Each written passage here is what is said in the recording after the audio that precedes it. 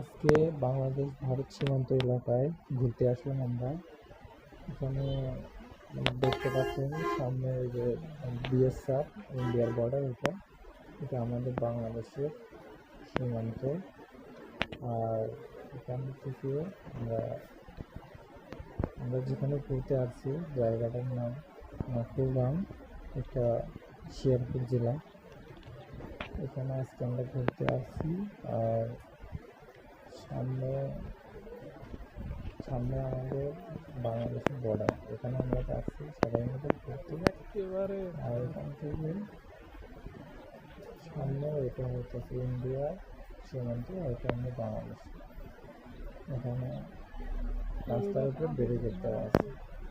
আর এখান দিয়ে ভারত থেকে পাথরের ট্রাক নামে